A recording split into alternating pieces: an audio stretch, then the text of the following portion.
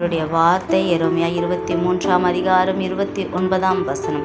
என் வார்த்தை அக்கினியைப் போலும் கன்மலையை நொறுக்கும் செம்மட்டியைப் போலும் இருக்கிறதல்லவோ என்று கர்த்தர் சொல்லுகிறார். பிரியமான தேவ பிள்ளைகளே, கர்த்தருடைய வார்த்தை வல்லமையுள்ளது.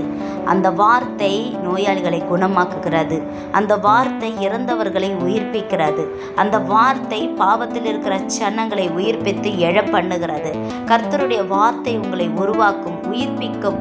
கர்த்தருடைய வார்த்தை வல்லமை மிக்கதாய் இருக்கிறது. நீங்கள் செவியுங்கள். கர்த்தாவே, உங்களுடைய வார்த்தை அனுப்பி என்னை குணமாக்கும், எங்கள் தேவைகளை சந்தியும் என்று நீங்கள் செவியுங்கள். வேதம் சொல்லுகிறது, நீதியை அறிந்தவர்களே, என் வேதத்தை இருதயத்தில் பதித்திருக்கிற ஜனங்களே, எனக்கு செவி கொடுங்கள். மனுஷரின் நிந்தைக்கு பயப்படாமலும் அவர்கள் தூஷணங்களால் கலங்காமலும் இருங்கள் என்று கர்த்தருடைய வார்த்தை உங்களை தேற்றி கொண்டிருக்கிறது. தேவனிடத்தில் சேருங்கள், அவர் உங்களோடு இருப்பார். அவருடைய வார்த்தைக்கு செவி கொடுங்கள். கர்த்தர் உங்களை ஆசீர்வதிப்பார். ஆமென்.